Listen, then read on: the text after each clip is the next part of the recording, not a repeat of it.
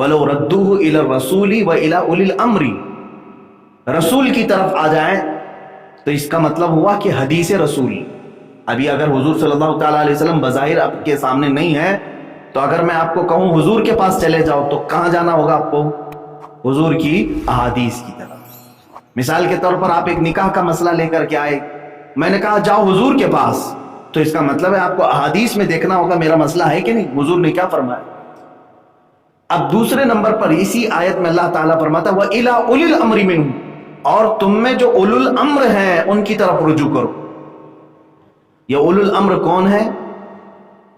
حضور صلی اللہ تعالیٰ علیہ وسلم کے بعد جن کی طرف رجوع کرنے کا اللہ نے حکم فرمایا، اس کی مختلف توجیہات بیان کی گئیں.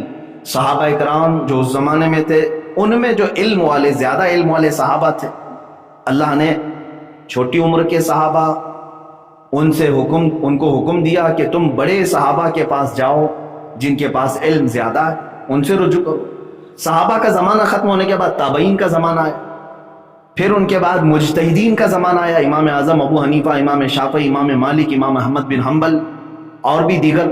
تو عوام الناس کو حکم یہ دیا گیا کہ تم میں جو بڑے عالم دین ہیں ان کی طرف رجوع کرو، اپنے مسائل کے لیے ان کی طرف جاؤ. یہ قرآن کا حکم ہے، اور یہی رسم آج تک ہمارے درمیان چلی ہے کہ جب بھی کوئی مسئلہ ہمیں درپیش ہوتا ہے تو ہم دارالافتاء جاتے ہیں اور مفتی اسلام سے فتویٰ پوچھتے ہیں. یہ لوگوں کا، ہمارا کمیونٹی کا بنایا ہوا مسئلہ نہیں ہے، یہ قرآن کا مسئلہ ہے. قرآن نے مسلمانوں کو یہ حکم دیا کہ تم اہل علم سے رجوع کرو. اب میرے عزیزو، ایک بڑی بات میں آپ کو بتا دوں، جیسے حنفی، شافعی، مالکی، حنبلی جو ہوتے ہیں، یہ کیا ہے، کیوں ہوتے ہیں؟ یہ چار امام مشہور ہیں پوری دنیا میں. انہوں نے حدیثوں کو آسان کر کے امت کو پیش کیا. قرآن کی آیتوں سے ڈائریکٹ مسئلہ نکالنا مشکل تھا، انہوں نے مسائل نکالے اور پوری ایک کتاب بنا کر کے دی.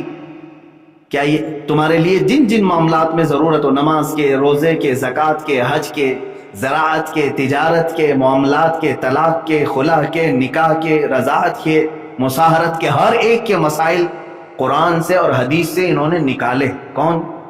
یہ اماموں نے، امام اعظم ابو حنیفہ، امام شافعی. گویا کہ آسان کر کے امت کو دیا. اب امت کا یہ حق بنتا ہے کہ انہی اماموں کے ان نکالے ہوئے مسائل میں سے کسی ایک کو فالو کریں. اب میں ڈائریکٹ قرآن اٹھا کر کے آپ کے پاس دوں گا تو ترجمہ تفسیر تو دور کی بات ہے، دیکھ کر کے پڑھنا صحیح نہیں آتا تو اپنی زندگی کے مسائل اس سے کیسے نکالے گا؟ کیسے نکالے گا؟ تو آپ کو فالو کرنا پڑے گا کسی ایسے کو جو قرآن سمجھ چکا ہو یا حدیث رسول سمجھ چکا ہو اور اس سے اس نے مسئلہ نکال لیا ہو، آپ اسے فالو کریں. اسی کا نام تقلید ہے. غیر مقلد ہمیں یہ تانا مارتے ہیں کہ یہ سنی لوگ رسول کو چھوڑ کر، صحابہ کو چھوڑ کر یہ اماموں کی تقلید پہ لگ جاتے ہیں. میرے عزیزو، آلریڈی وہ خود بھی تقلید کر رہے ہوتے ہیں لیکن انہیں معلوم نہیں. وہ خود بھی تقلید کر رہے ہیں لیکن بلیم صرف ہمارے اوپر ہوتا ہے. مجھے ایک بھی غیر مقلد ایسا لا کر کے دکھاؤ جو تقلید نہیں کرتا، وہ منع کرتا ہے. جیسے اہل حدیث حضرات ہیں، وہ کہتے ہیں ہم اماموں کی تقلید نہیں کرتے. ان میں سے ایک بھی بندے کو میرے پاس لا کر کے بٹھاؤ اور میں پوچھتا ہوں کہ آپ تک یہ دین کے جو بھی مسائل ہیں آپ نے کہاں سے حاصل کیے، کون سی کتاب سے؟ کسی نہ کسی کتاب سے انہوں نے تفسیر کو سمجھا. قرآن کی تفسیر، کسی بھی تفسیر کو پڑھ کے ہی انہوں نے سمجھا. تو ظاہر سی بات ہے پھر آپ اس مفسر کی تقلید کر رہے ہو جس نے قرآن کی تفسیر کی. آپ حدیث رسول پڑھ کر کے مجھے بتا رہے ہو کہ اس حدیث میں ایسا کہا گیا ہے. میں ان سے پوچھوں گا یہ کس محدث کی کتاب آپ نے پڑھی؟ کہیں گے امام بخاری نے لکھا. تو امام بخاری کی تو تقلید کر رہے ہو آپ. آلریڈی آپ خود تقلید کر رہے ہیں، کسی نہ کسی کو فالو کر رہے ہیں. کرنا ہی پڑے گا آپ کو، اس کے علاوہ کوئی چارہ ہی نہیں. حضور صلی اللہ تعالیٰ علیہ وسلم سے جنہوں نے دین اخذ کیا، انہوں نے ہمیں پہنچانے کے لیے یہ ذریعے بنائے، تفسیر، حدیث، یہ تمام چیزیں. اگر ان اماموں کو چھوڑ دو گے تو ڈائریکٹ کیسے حضور صلی اللہ علیہ وسلم سے آج حاصل کر سکو؟ میرے عزیزو، یہ بات طویل ہو جائے گی. یہاں پر میں جو بات بتانا چاہ رہا تھا وہ یہ ہے کہ عوام کس کو فالو کرے. آپ حنفی، شافعی، مالکی، حنبلی، چار فقہ مشہور ہیں پورے. ایک بات یاد رکھیں، چار عقیدے نہیں ہیں، یہ चार अकीदे नहीं है, ये चारों इमामों का खुदा एक ही है, रसूल वही है, दीन वही है। स्कूल्स ऑफ थॉट, सोचने का अंदाज चारों का अलग अलग है। एक एग्जाम्पल मैं बता दूं, कुरान में एक ही आयत आई है, वमसहू बिरुऊसिकुम, वजू के मुतालिक यह आयत है। वजू करने के मुतालिक जो आयत आई है उसमें का एक वर्ड मैं पढ़ रहा हूं खाली, वैसे तो अल्लाह ताला ने फरमाया फगसिलू वुजूहकुम व अयदियकुम इलल मराफिक़ वमसहू बिरुऊसिकुम व अर्जुलकुम इलल कअबैन। चार फर्ज हैं वजू में ना, अपना चेहरा धो, अपने दोनों हाथों को कहनियों समेत धो, सर का मसा करो और दोनों पैरों को धो। कुरान की आयत है ये, चार फर्ज इसमें बताने। तो तीसरे नंबर पर जो लफ्ज आया है हदीस कुरान का, वमसहू बिरुऊसिकुम, अपने सरों का मसा करो, अपने सरों का मसा करो। कुरान ने ये नहीं बताया कि कितने सर का मसा करें, आधे सर का, कि पाव सर का, कि पूरे सर का, सर का मसा करो। अब आपको जब हुक्म दे दिया जाए, मिसाल के तौर पर मैं अपने किसी स्टूडेंट को कहूं पानी ले आओ, तो वो पानी लेकर के आएगा।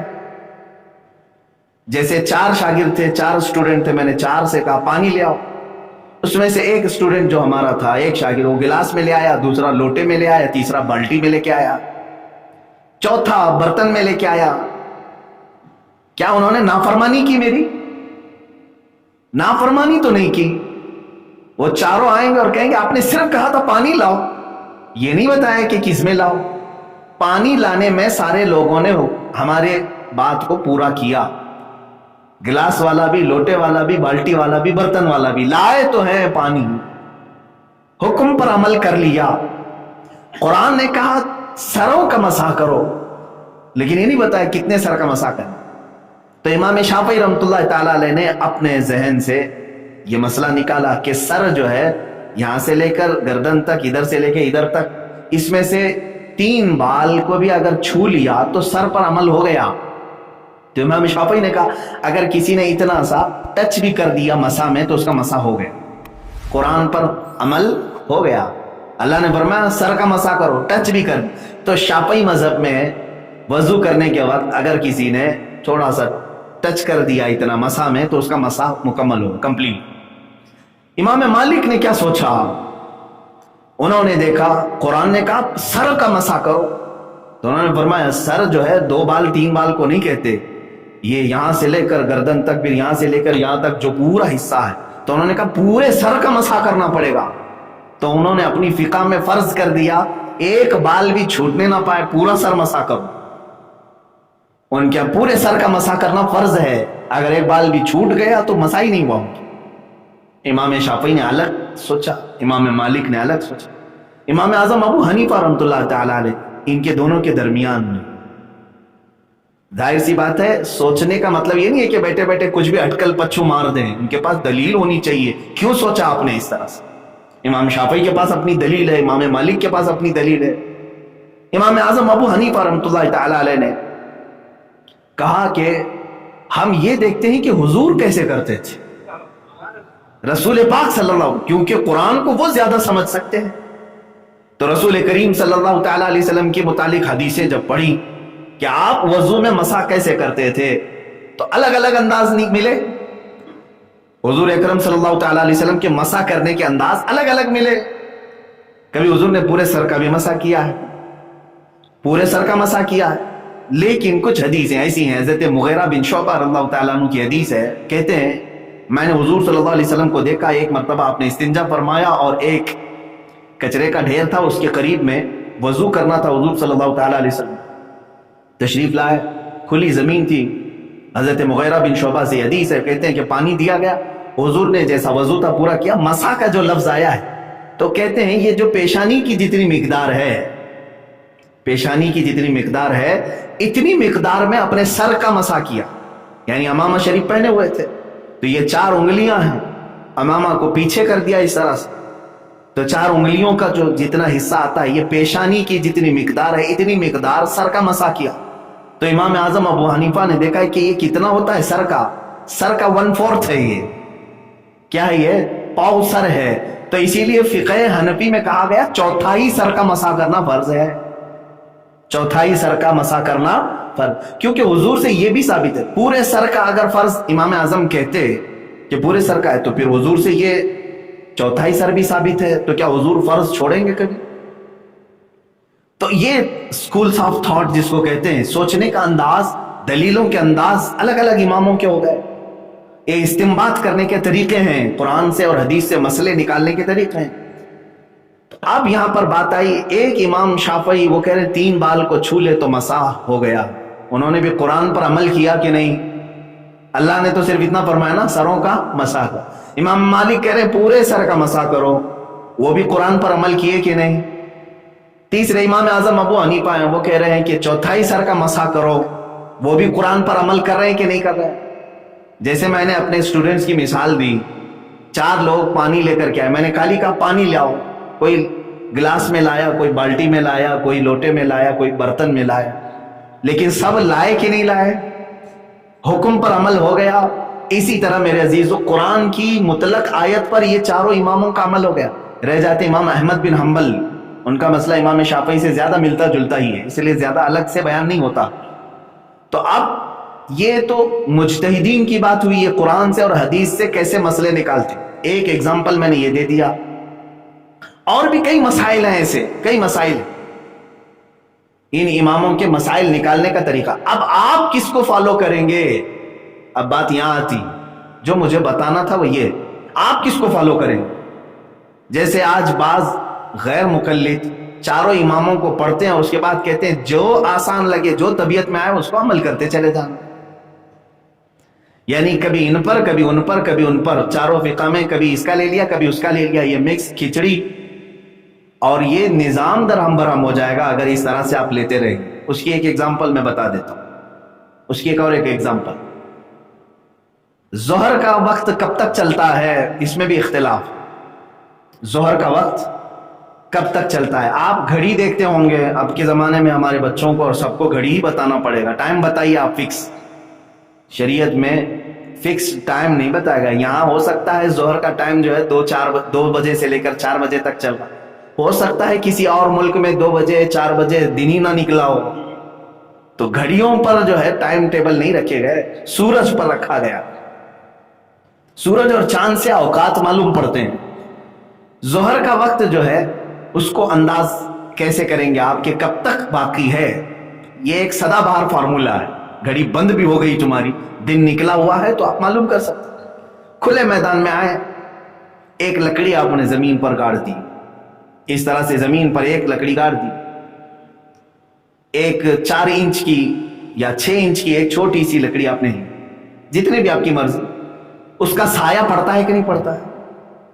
جیسے ہی آپ کھلے میدان میں سورج جب چمک رہا ہو لکڑی گاڑیں گے تو اس کا سایہ پڑے گا. یہ دوپہر کے بعد کی بات. اب دیکھیں سایہ جو ہے کتنا پڑ رہا ہے، اب وہ آپ کو ناپنا پڑے گا. میں نے یوں لکڑی لگائی، اس کے بعد سایہ یہاں تک آیا، کبھی یہاں تک آیا، کبھی یہاں. دیکھتے ہوں گے نا آپ دوپہر کے وقت چھوٹا سایہ رہتا ہے اور کبھی بڑھتے بڑھتے لمبا بھی ہو جاتا ہے. آپ پریکٹیکلی اس کو دیکھ سکتے ہیں. آپ نے یہ لکڑی لگا کر کے سائے کو دیکھا اور وہاں نشان لگا دی. اب اس لکڑی کو نکال کر کے ناپ کے دیکھیں کہ اس لکڑی کے کتنے گنا زیادہ یہ سایہ ہوا ہے. ایک سایہ اس کا اصلی سایہ ہے، یعنی 6 انچ کی لکڑی ہے تو 6 انچ کا سایہ اس کا اوریجنل سایہ. اس کے آگے جو بڑھا وہ دگنا سیگنا کہتے ہیں، یعنی ڈبل ٹربل ہو گیا. تو اب اس کے اصلی سائے کو چھوڑ کر کے 2 سائے اور بن گئے، یعنی 6 انچ کی لکڑی کا سایہ 18 انچ کا بن گیا. بات سمجھ میں آ گئی نا؟ 6 انچ کی لکڑی کا سایہ 3 ہو گیا نا، 6 اور اس کے بعد 6 12 اور اس کے بعد 6. اب جہاں یہ 18 انچ کی کا سایہ ہو گیا ہے تو سمجھ لیں کہ عصر کا وقت شروع ہو چکا ہے، ظہر ختم ہو گیا. یہ امام اعظم ابو حنیفہ کے نزدیک، یہ امام اعظم ابو حنیفہ، یہ فقہ ہے. میں یہ اگزامپل کیوں دے رہا ہوں آپ کو سمجھاتا ہوں. امام شافعی رحمۃ اللہ تعالی علیہ کے نزدیک انہوں نے مسئلہ اخذ کیا کہ سایہ اس لکڑی کا صرف ڈبل ہو جائے، صرف ڈبل ہو جائے، یعنی ایک کو چھوڑ کر کے دوسرا بھی آ گیا، جس کا مطلب کتنا ہوا؟ 12 انچ ہو گیا. 6 انچ کی اس لکڑی کا سایہ کتنا ہو گیا؟ 12 इंच हो गया तो वो कहते हैं कि नहीं यहाँ जोहर खत्म हो गई, असर शुरू हो गई। इसीलिए आप देखते होंगे कि शाफई लोगों की असर जल्दी शुरू होती है, जल्दी शुरू, क्योंकि ये जो इख्तिलाफी वक्त है, अब इसको टाइम टेबल में लेकर के आप जाएंगे। फॉर एग्जाम्पल शुरू तो हुआ था 1 बजे टाइम फॉर एग्जाम्पल जोहर का, अब खत्म के मुतालिक शुरू होने में किसी का इख्तिलाफ नहीं, कितने बजे शुरू हो रहा है, सूरज ढल जाने के बाद वक्त शुरू हो जाता है, जवाल के बाद। अब खत्म कहाँ हो रहा है, इस पर 2 इमामों का इख्तिलाफ, और वो भी एक ही हदीस है, हुजूर अकरम सल्लल्लाहु ताला अलैहि वसल्लम की हदीस से साबित है। हुजूर सल्लल्लाहु ताला अलैहि वसल्लम की 2 हदीसें मिलती कि जिब्राइल अमीन आए, जिब्राइल अमीन अलैहिस्सलाम आए एक दिन, 5 वक्त की नमाजें उन्होंने हुजूर सल्लल्लाहु ताला अलैहि वसल्लम के साथ पढ़ी अव्वल वक्त में। अव्वल वक्त का मतलब जब नमाज का वक्त शुरू हो रहा है। दूसरे दिन वो आए, हुजूर सल्लल्लाहु अलैहि वसल्लम के साथ 5 वक्त की नमाजें पढ़े, हर नमाज के लास्ट टाइम पर। तो ये बताना था कि हर नमाज का टाइम कब से शुरू होकर कब खत्म होता है, ये 2 हदीसें। तो उस हदीस में जो जोहर का लास्ट टाइम बताया गया है, जोहर का लास्ट टाइम बताया गया है, उसमें वर्ड ये आया है कि हर चीज का साया डबल हो जाए, 2 गुना हो जाए, हर चीज का साया 2 गुना बढ़ जाए। तो ये एक ही लफ्ज आया हदीस में। तो इमाम शाफई ने कहा लकड़ी का डायरेक्ट 2 हो जाए, इमाम आजम अबू हनीफा ने कहा नहीं, लकड़ी का ओरिजिनल साया छोड़ के डबल हो जाए। ये स्कूल्स ऑफ थॉट, समझने का अंदाज अलग अलग। अब इसमें फर्क क्या पड़ा, मैंने लकड़ी गाड़ करके देखा 4 बजे यानी 3:30 बजे, आज के दिन के हिसाब से 3:30 बजे 12 इंच हो जा रहा है, तो इसका मतलब इमाम शाफई के नजदीक असर शुरू हो गई कितने बजे, 3:30 बजे, यानी जोहर खत्म हो गई। लेकिन 4 बजे तक 18 इंच का हो रहा है। एक एग्जाम्पल, 4:15 बजे के बाद 18 इंच, तो 4:15 बजे, पौना घंटा और गुजारने के बाद इमाम आजम के यहाँ असर शुरू हुई। अब मुझे बताओ, ये 3:30 से लेकर 4:15 का जो टाइम है, ये इख्तिलाफी टाइम हो गया। इमाम शाफई के नजदीक वो असर का टाइम है, और इमाम आजम अबू हनीफा के नजदीक अभी वो जोहर ही चल रही है। बात समझ में आ रही? अब अगर कोई बंदा ये कहे मैं दोनों इमामों को फॉलो करता हूं, मैं दोनों इमामों को फॉलो करता हूं, तो वो क्या करेगा मालूम है, 3:30 बजे के बाद आएगा, जोहर पढ़ लेगा इमाम आजम के नजदीक, अभी जोहर चल रही है ना, 4:15 बजे तक जोहर चलेगी, तो इमाम आजम के फिका पर वो जोहर पढ़ेगा, 3:30 के बाद 3:35 3:40 पे जोहर पड़ेगा, और फिर फौरन खड़े होकर के असर भी शुरू कर देगा कि नहीं, इमाम शाफई का वसर का वक्त शुरू हो चुका है। तो वो अपनी तबीयत को इसमें दाखिल करेगा। इसलिए मेरे अजीजों, अवाम उन्नास किसको फॉलो करें, किसको फॉलो करें, आप कौन से इमाम की तकलीद करें, यही मसला मैं बताना चाह रहा था। उलमा और मुहद्दिसीन और फुक़हा ने फरमाया, हर जगह के अवाम के लिए मसला ये है कि जिस फिक़ह के उलमा उनके इलाके में ज्यादा हैं, उसी फिक़ह को फॉलो करे। बात समझ में आ रही है? आपके इलाके में अगर इमाम आजम अबू हनीफा की तकलीद करने वाले उलमा ज्यादा हो, तो अवाम भी वही फिक़ह को फॉलो करे, इसलिए कि तुम डायरेक्ट मसाइल नहीं समझ सकोगे। अगर कहीं पेचीदगी आएगी तो पूछोगे किससे, इमाम आजम से, इमाम आजम अबू हनीफा से पूछोगे जाकर? नहीं, बल्कि तुम्हारे दौर जमाने में मौजूद जो उलमा है उन्हीं से सवाल करोगे। आप उत्तर प्रदेश में रहने वाला कोई, यूपी में रहने वाले अक्सर उलमा, जितने भी उलमा हैं वहां सब हनफी हैं, सब हनफी हैं, फिक़ह हनफी को मानने वाले। वहां कोई उठा और कहा कि नहीं मैं आज से शाफई बन जाता हूं, इमाम शाफई को फॉलो करूं, तो उसकी इतनी कैपेसिटी नहीं कि नमाज के मसाइल, रोजे के मसाइल, हज के मसाइल वो इमाम शाफई के कहां से ढूंढ करके लाएगा, फिर उलमा के पास उसे जाना पड़ेगा। तो वहां जो मौजूद उलमा है वो फिक़ह हनफी के उलमा है, तो उसे ऐसे फिक़ह को फॉलो करना होगा जो उसके इलाके में, उसके जमाने में जिस फिक़ह के उलमा ज्यादा हैं। अब केरला में जाए, केरला में तकरीबन सब शाफई, कोकन के इलाके में अक्सर शाफई। अब वहां पर कोई ये कहे कि नहीं मैं मालिकी बन करके रहूंगा, तो मसाइल किससे पूछेगा जाकर? उलमा सब शाफई हैं। तो इसका मतलब ये हुआ कि अवामुन्नास डायरेक्ट ये चारों इमामों को फॉलो नहीं करते, बल्कि अपने जमाने के उलमा को फॉलो करते हैं। یہی قرآن کہہ رہا ہے کہ جب تمہارے درمیان کوئی اختلافی مسئلہ آئے تو اہل علم سے رجوع کرو جو تمہارے زمانے میں موجود ہے. یہ قرآن کا حکم ہے.